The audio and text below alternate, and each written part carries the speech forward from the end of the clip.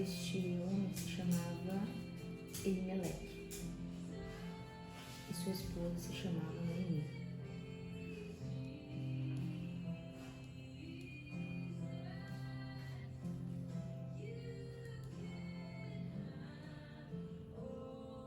Porém, Ruth respondeu: não insista para que eu a deixe, nem me obrigue a não segui-la, porque aonde quer que você for, eu irei. E onde quer que eu pousar, ali pousarei eu. O seu povo é o meu povo, e o seu Deus é o meu Deus. Onde quer que você morrer, morrerei, e eu ali serei sepultada. Que o Senhor me castigue se outra que não seja a morte me separe de você. Quando Noemi viu que Ruth estava mesmo decidida a acompanhá-la, deixou de insistir com ela. E aconteceu que, ao chegar ali, toda a cidade se moveu por causa delas. Gente, como o livro de Ruth é intrigante, porque além da história ser muito bonita, nos ensina muito. E eu tava lendo aqui, é um livro bem curtinho, assim, você pode ler rapidinho, só 4 capítulos. E eu tava pensando sobre alguns pontos que me chamaram a atenção agora, lendo a história dela. Então, primeiro ponto, assim, que me chama a atenção, convido você a tirar um tempinho e ler essa história. Primeiro ponto que me chama a atenção é a fidelidade da Ruth a Noemi, a família dela.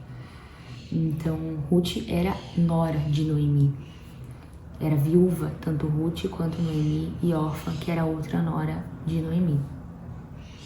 Então, apesar de todas as fatalidades que aconteceram, Noemi perdeu o marido, Ruth também e órfã também, né? Então, o marido e os 2 filhos de Noemi morreram. Então, eu fico pensando a fidelidade que ela tinha com aquela família, a fidelidade que ela tinha e o comprometimento que ela tinha com Noemi, né? Então, eles estavam naquele momento, a história fala, naquele momento depois da morte deles, do marido e dos filhos, ela estava morando em Moabe. Então, ela decidiu voltar para Belém, que era a sua terra natal, Belém de Judá. Então, ao voltar para Belém, ela liberou as meninas, Órfã e Ruth. Vocês são novas, façam novas famílias, vão para a casa dos seus pais. Eu sou velha, não tenho mais filho, não tenho como casar, não tenho como ter outros filhos para vocês se casarem. Então vocês estão livres. Órfã foi e Ruth ficou. E é um versículo que chama muita atenção para demonstrar essa fidelidade, é no capítulo 1, versículo 16. Porém, Ruth respondeu: não insista para que eu a deixe, nem me obrigue e não segui-la. Porque aonde quer que você for, eu irei. E onde quer que pousar, ali pousarei eu. Então, olha só o laço que ela tinha com Noemi, que ela criou. Então, ela realmente se sentia pertencente àquela família e foi fiel a esse laço que ela determinou entre aquela família. E agora, nesse momento, com Noemi especificamente. Outro ponto também que me chama muita atenção é a conduta de Ruth, a produtividade dela, a proatividade, na verdade, dela. Quando eles chegam em Belém, o versículo 19 do capítulo 1, a parte B, diz: toda a cidade se moveu por causa delas. Ou seja, a situação delas, a história delas, como elas chegaram ali, comoveram tanto a cidade que todos ali comentavam: ah, essa não é a Noemi? Né? Conta ali nos versículos seguintes. Só que tem um detalhe que engata com o terceiro ponto. Mas antes de falar do terceiro ponto, ainda falando da conduta da Ruth, outra coisa que me chamou a atenção sobre essa conduta dela, sobre essa proatividade, é que ela não ficou no vitimismo. Ela poderia dizer: ó vida, ó céus, eu tô sem marido, eu tô perdida, eu vou ficar por aqui, não tenho perspectivas, não tenho esperança. Ela poderia agir dessa forma. Mas não, quando ela chegou na cidade, ela encontrou um homem que tinha terras e estavam no período de colheita de cevada. E esse dono dessa propriedade era da família distante, mas era da família de Noemi, né? Da família do seu marido, falecido marido. Ela foi trabalhar. Eu vou trabalhar e vou trazer ali o alimento, o que eu consegui de colher. E ela foi. Ninguém pediu pra ela ir. Ninguém disse ninguém. Vai ali naquela cidade, vai ali naquela terra, colhe de tal forma. Ela chegou, provavelmente ela chegou no lugar, ela pediu permissão, ela fez amizades, aqui diz que ela bebia com as pessoas, ela estava junto das servas daquele senhor e tal. Ela foi, ela não ficou naquele vitimismo de incapacidade. Ela simplesmente foi colocar a mão no arado e trabalhar, né? Ser ativa. Claro que a sobrevivência dela dependia disso também, né? E que no versículo 19, quando ela volta de um dia de trabalho para casa, Noemi fala o seguinte para ela: bendito seja aquele que acolheu você com tanta generosidade. Olha só como a bondade e a generosidade, ela fica dentro desse livro do começo ao fim. No versículo 3, no capítulo 3, versículo 11, diz o seguinte, na parte B.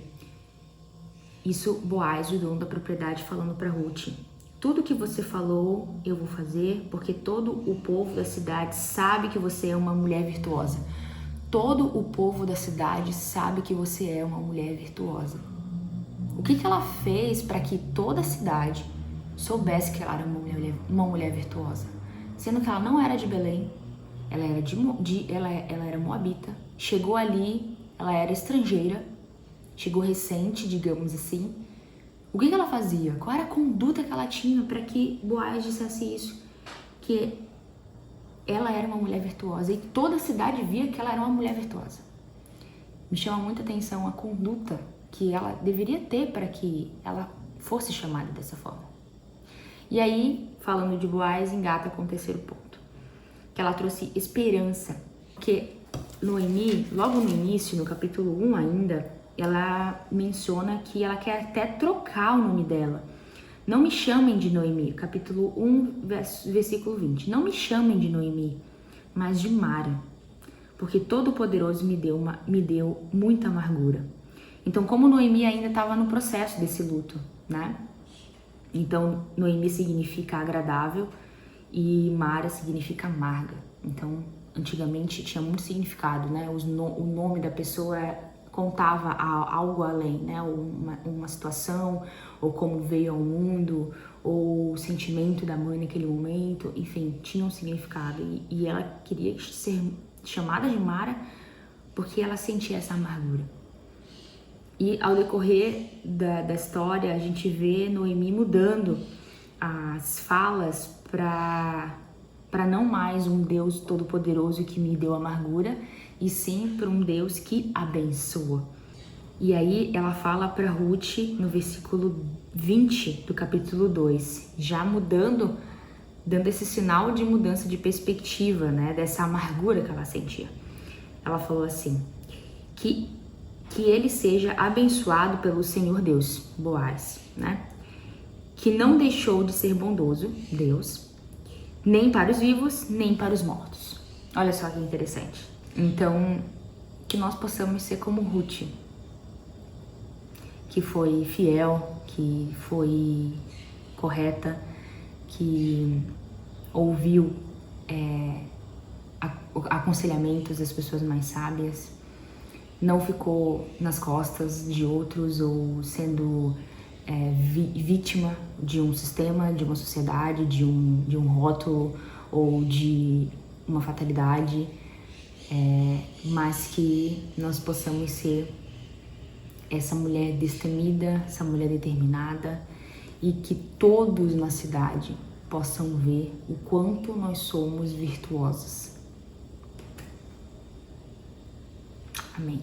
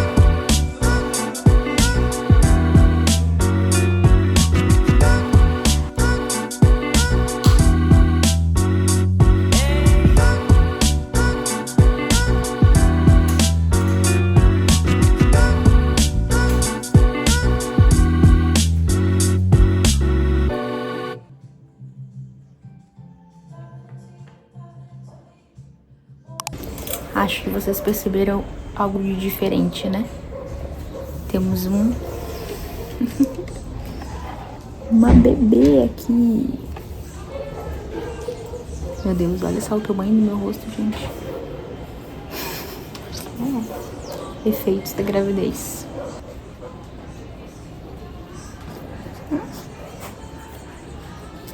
Cuidado. Ih, barriga. A barriga, meu. Tá bom. Olha lá, ó. Você lá, ó. Aqueles balde ali já faz 3 meses que tá ali. Esse pote ali. Não sei.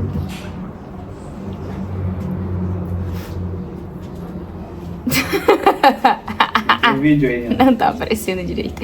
Quer dizer, um pouco tá aparecendo. Vou tentar fazer sempre o melhor ciclo para aquela prova que a gente vai fazendo.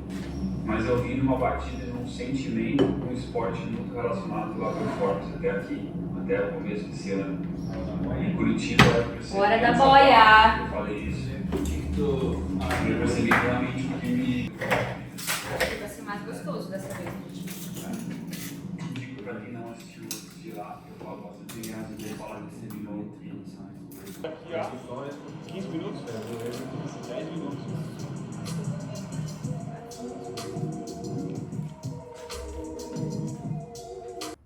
Que ganha inscrição. Pode ser que seja sorteado para valência.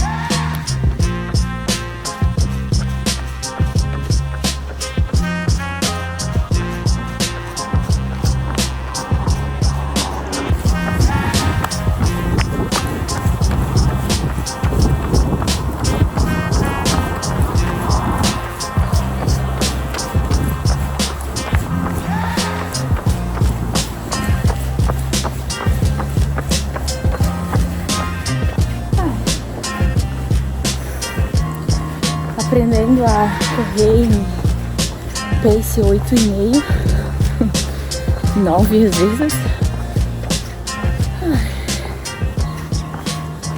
Mas tá tudo bem. É o que dá agora. É o que o fôlego permite. Mas tá tudo certo.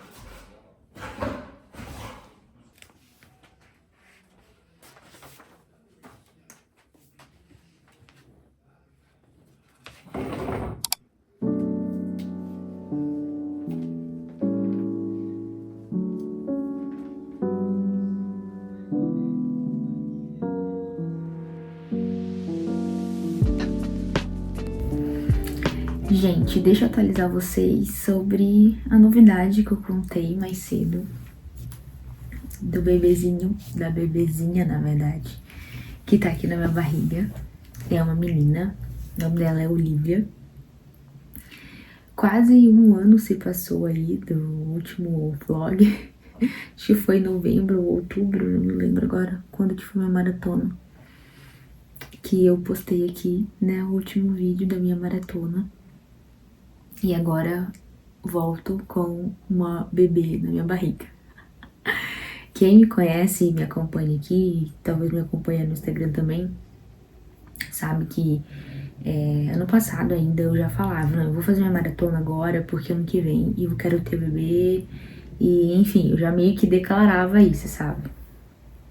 E glória a Deus, deu certo. Deus nos presenteou com essa bênção, com esse presente. Que é a vida da Olivia, que tá na minha barriga. Então, vocês vão acompanhar um pouco aí dessa minha nova vida, né, que já tá iniciando, muitas coisas já mudaram por aqui, né, mais cedo eu corri, eu tenho diminuído muito os meus treinos, tenho feito, mas diminuído muito, assim, o foco da performance ali da corrida e tal. Então, tenho feito mais funcional e corrido muito esporadicamente. Participado de corridas também bem menos, assim.